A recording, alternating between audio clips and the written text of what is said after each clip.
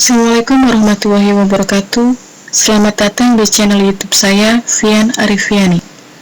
Pada video kali ini, saya akan menjelaskan sedikit tentang mata pelajaran pemrograman web dengan submateri server-side scripting. Sebelum kita lanjutkan videonya, jangan lupa like, komen, dan subscribe. Baiklah, kita mulai saja. Untuk kompetensi dasar yang akan kita pelajari yaitu menerapkan pemrograman server-side scripting dan membuat kode program pada server-side scripting. Kemudian tujuan pembelajarannya, di sini saya ada 7 tujuan pembelajaran. Silahkan untuk dibaca dan dipahami. Materi pembelajaran. Seperti sudah saya jelaskan tadi bahwa pada saat ini saya akan menjelaskan sedikit tentang server-side scripting. Dunia web development memang sangat luas dan dinamis. Pengembangan web sebenarnya bisa dilakukan oleh siapa saja, baik yang baru menginjak tingkat dasar maupun yang sudah expert. Kuncinya adalah mau belajar dan terus melatih diri. Pada gambar ini kita bisa melihat ada web pada sisi klien dan ada web pada sisi server. Pada sisi klien ini sebagai contoh adalah antarmuka berbentuk form. Kita isi formulirnya, kemudian kita klik submit, maka akan dikirim ke sisi server.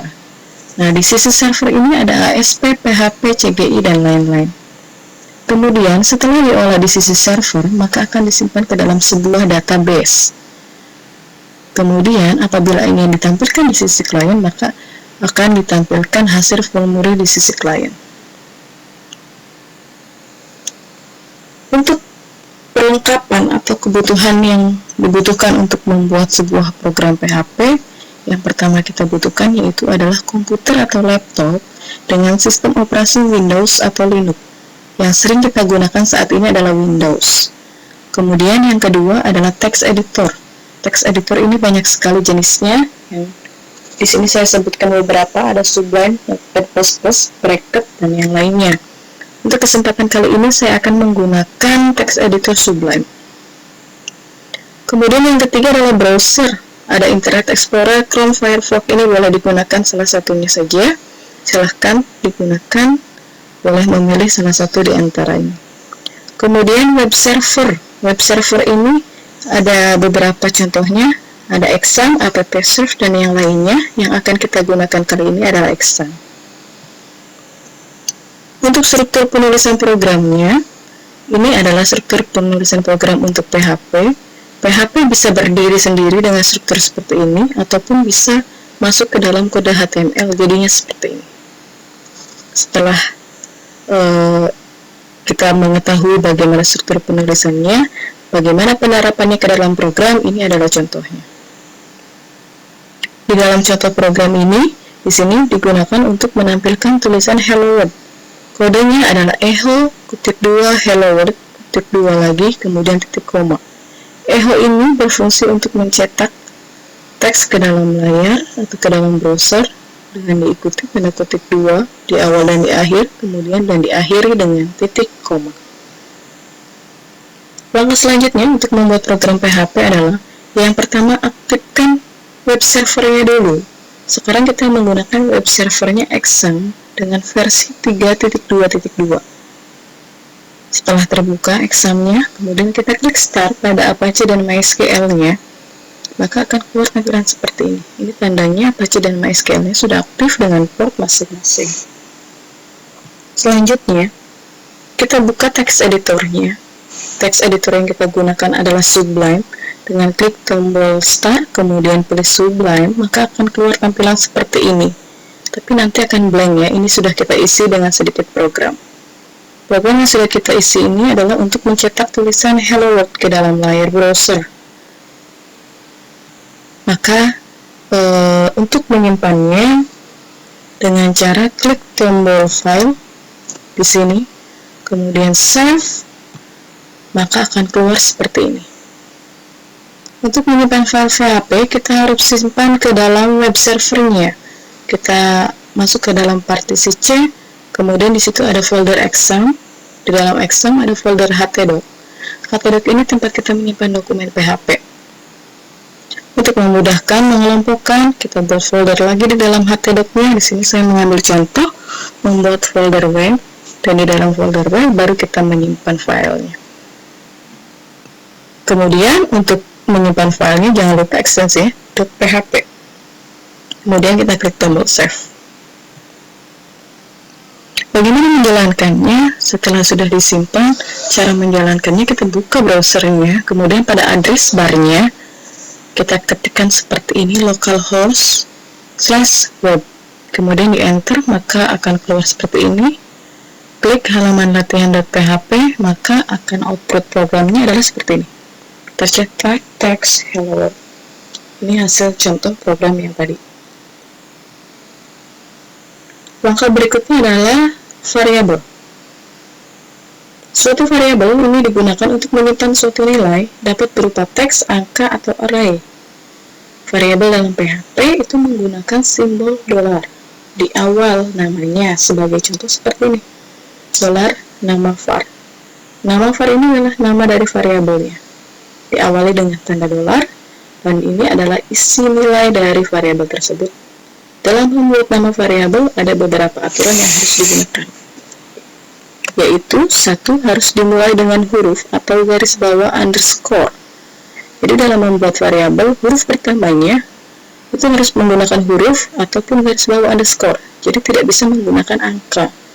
Tidak boleh membuat variabel dengan awalan angka, harus menggunakan huruf atau underscore. Kemudian yang kedua, hanya dapat menggunakan karakter alfanumerik dan underscore. Membuat variabel, isinya nama variabelnya menggunakan alfabet ataupun numerik boleh, ataupun simbol menggunakan underscore. Selain underscore, simbolnya tidak bisa digunakan. Sebaiknya tidak menggunakan spasi. Jika nama variabel terdiri lebih dari satu kata, pisahkan dengan tanda underscore. Ini contohnya, $nama underscore depan, $nilai underscore tugas. Atau bisa kapitalisasi nama depannya. Contohnya seperti ini, $nilai pakai huruf kapital, kemudian teksnya selanjutnya. Bagaimana cara membuat variabel ke dalam program? Ini contohnya adalah kita membuat variabel judul dengan isinya adalah pemrograman web, dan variabel penerbit dan isinya adalah informatika. Buku yang saya beli adalah, panggil nama variabelnya dengan menggunakan tanda titik, panggil nama variabelnya, akhiri dengan titik lagi, kemudian BR ini digunakan untuk ganti baris. Kemudian penerbit dari $penerbit, ini untuk memanggil variabel penerbit, maka hasilnya adalah seperti ini. Buku yang saya beli adalah pemrograman web, memanggil dari variabel judul. Penerbit dari, panggil dari variabel penerbit, yaitu informatika. Seperti itu. Semoga bisa dipahami. Selanjutnya adalah operator. Operator dalam PHP merupakan simbol yang digunakan dalam program untuk melakukan suatu operasi. Ada beberapa operator yang bisa digunakan. Yang sering kita gunakan di sini adalah operator aritmetika. Yang saya akan bahas di sini tidak semuanya, yang sering digunakan saja. Yang pertama adalah operator aritmetika. Operator aritmetika merupakan operator untuk melakukan operasi aritmetika. Operator aritmetika ini terdiri dari, ini nama operatornya, kemudian ini adalah simbolnya, penjumlahan plus, pengurangan minus, dan selanjutnya. Bagaimana penerapan ke dalam programnya? Di sini sebagai contoh saya mempunyai dua variabel, $A sama dengan 5 dan $B sama dengan 2. Kemudian saya butuh variabel pembantu untuk menyimpan hasil prosesnya. Saya membuat dengan variabel $C sama dengan hasil proses dari $A ditambah $B. $A ditambah $B sama dengan $C, maka hasilnya adalah seperti ini. $A 5 ditambah 2 sama dengan $C sama dengan 7, dan selanjutnya. Yang kedua adalah operator perbandingan, yaitu hasil operasi dari operator relasi akan menghasilkan nilai dengan tipe data boolean. Boolean itu adalah tipe data yang mempunyai dua buah nilai, yaitu true dan false. True itu benar dan false itu salah. Nama operatornya seperti ini, dengan simbol seperti ini. Nah, untuk penerapan ke dalam programnya, saya contohkan seperti ini. ada dua variabel, $A dan $B, $A6 dan $B2. $C itu, apakah $A lebih besar dari $B? $A itu 6, $B itu 2. Apakah 6 lebih besar dari 2? Apabila true, maka dia akan menampilkan nilai angka 1. Tapi apabila dia false, contohnya di program yang keduanya, apakah 6 kurang dari 2? Itu adalah false. Maka hasilnya false di sini tidak ditampilkan. Dan selanjutnya seperti itu. Yang ketiga adalah operator logika. Operator logika adalah operator untuk melakukan operasi logika seperti AND, OR, dan NOT. Kelas 10 kita sudah membahas tentang operator logika. Ada beberapa operator logika, dan yang akan kita gunakan saat ini adalah AND, OR, dan NOT. AND dengan simbol seperti ini, OR, dan NOT. Operator AND, dia akan menghasilkan nilai true apabila nilai kiri dan kanannya bernilai true. Dan selain itu maka dia akan bernilai false. Sedangkan operator OR dia akan menghasilkan false saat nilai kiri dan kanan bernilai false. Jadi apabila salah satunya bernilai true maka dia akan bernilai true. Itu adalah operator logika dari OR. Selanjutnya dalam penerapan programnya, $A kita simpan true, $B kita simpan false. Bagaimana apabila $A true dipasangkan dengan $B false dengan operator AND? Kita di sini bisa lihat $A itu true, true itu bernilai 1, $B itu false bernilai 0, dengan operatornya adalah AND. Operator AND itu apabila dia keduanya bernilai true, baru dia bernilai true. Jadi ketika di sini salah satunya bernilai false, maka dia akan bernilai false. Berbeda dengan operator OR. Operator OR itu akan bernilai true apabila salah satunya bernilai true, maka dia akan bernilai true. Selanjutnya yaitu yang kelima, operator increment dan decrement. Operator increment dan decrement ini merupakan operator yang digunakan untuk menambah plus 1, ini increment, dan mengurangi min 1, ini adalah decrement. Operator increment menggunakan simbol plus-plus dan decrement menggunakan simbol minus-minus. Dalam programnya seperti ini. Sebagai contoh, saya mempunyai variabel $score ini bernilai 0. Kemudian di sini ada variabel $score plus-plus. Ini dia ketemu dengan operator increment. Increment itu dia menambah nilai 1 plus 1 yang tadinya 0 plus 1 jadi 1. Kemudian plus 1 lagi jadi 2 dan plus 1 lagi jadi 3. Maka nilai akhir untuk $score adalah 3. Begitu juga dengan decrement. Kemudian yang selanjutnya adalah operator bitwise. Operator bitwise merupakan operator yang digunakan untuk operasi bit biner. Apabila kita mendengar bilangan biner, berarti bilangan itu hanya 2 angka, 0 dan 1.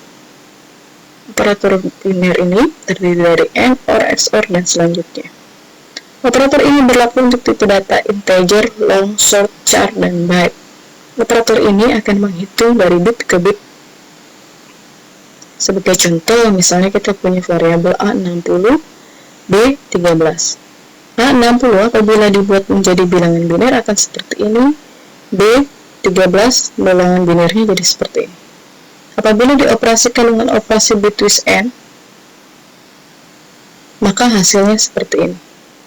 Kita ingat lagi, apabila di operatornya AND, dia bernilai true jika keduanya true. Coba kita lihat bersama-sama. Kita lihat dari belakang ya. 0 punya false, true, maka hasilnya false, false, false, hasilnya false, true, true, hasilnya true, true, true, hasilnya true, true, false, hasilnya false, dan selanjutnya.